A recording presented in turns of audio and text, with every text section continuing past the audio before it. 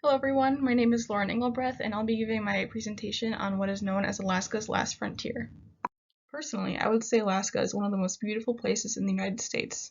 Home to the Arctic National Wildlife Refuge, 17 national parks, 2 national forests, over 100,000 glaciers, and more coastline than the entire continental US, Alaska is home to a lot of beautiful features and many, many more. The Trump administration's 2017 tax bill mandated industrial development in the nation's largest wildlife refuge located in Alaska. In response to this, the Arctic Cultural and Coastal Plain Protection Act was created. In preparation for this speech, for the last couple of weeks, I have scoured the internet for reliable information regarding my topic. Today, I would like to inform you on what the Arctic National Wildlife Refuge is, what the Trump administration's plans were for it, and what the Arctic Cultural and Coastal Plain Protection Act is. Let's first get familiar with what the Arctic National Wildlife Refuge is. The Arctic National Wildlife Refuge is located in northern Alaska. It is one of the world's most remote natural areas, a frontier. The refuge is approximately 19.64 million acres, and to put that in perspective, it's about the same size as South Carolina. Here, you will be able to find 200 species of birds, 36 species of fish, 45 species of land and marine mammals, as well as indigenous communities. According to the U.S. Fish and Wildlife Service, the refuge was originally created in 1960 as a range.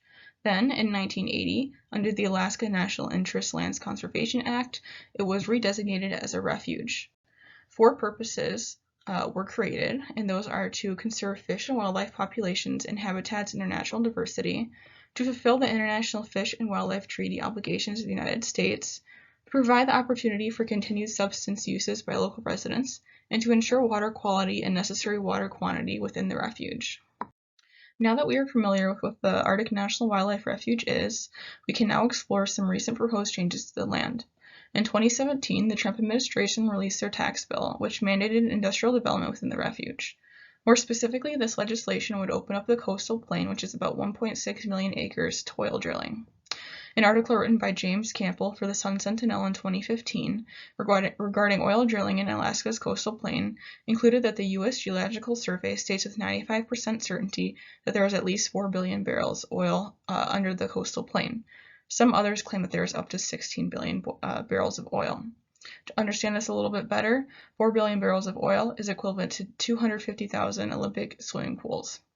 The U.S. uses about 7 billion barrels of oil a year, so 4 billion barrels isn't a huge number. In August of 2020, the plans to drill for oil were approved, and from the beginning in 2017, the plans were controversial, but after the plans were approved, it became even more controversial. So why is oil drilling in the Arctic Refuge such an issue to some people, you may ask? Well, there are a couple different reasons for opposition. The first one is a concern for loss of wildlife. The World Wildlife Fund gives some examples. Oil spills can kill animals and pollute the land. Loud sounds can be damaging to animals who are sensitive to sound, and ice-breaking ships can be very threatening to marine life who are not used to that disruption. Those are just a couple examples of possible issues. However, there are many, many more. Another reason of opposition comes from the indigenous communities that live on the reserve. Matthew Newman from the Native American Rights Fund stated in 2018 that the Gwich'in have maintained their culture, identity, and integrity as traditional indigenous inhabitants of the area with sacred relationships to the land and caribou. If the animals leave or are killed off and the land becomes polluted, they have nothing left to live off of. A third reason, which kind of encompasses the last two, is just a general concern for the environment. Oil spills would kill animals and plants. Machinery would permanently scar the land as there is a layer of permafrost on the land up there. So, driving heavy equipment around would leave indentations in the land that would never really go back to its normal state. And because of that machinery and drilling, wildlife would be possibly driven away. As a result of the Trump administration's plans to drill for oil, the Arctic Cultural and Coastal Plain Protection Act was created. According to Jared Huffman of the U.S. Congress website, the Arctic Cultural and Coastal Plain Protection Act prohibits the Bureau of Land Management from administering an oil and gas leasing, development, production, and transportation program in and from the coastal plain of the Arctic National Wildlife Refuge in Alaska. This bill was passed in 2019. In August of 2020, Trump did end up pushing through with his plans, and he allowed companies to choose which part of the refuge they wanted to drill for oil on. Although Trump did continue with his plans, the Arctic-Cultural and Coastal Plain Protection Act was crucial in slowing down his plans and eventually bringing them to a stop. In addition to the Protection Act, the Biden administration also has imposed a temporary suspension on all oil leasing projects in the refuge. While they have the suspension, they are conducting a new analysis on potential environmental impacts.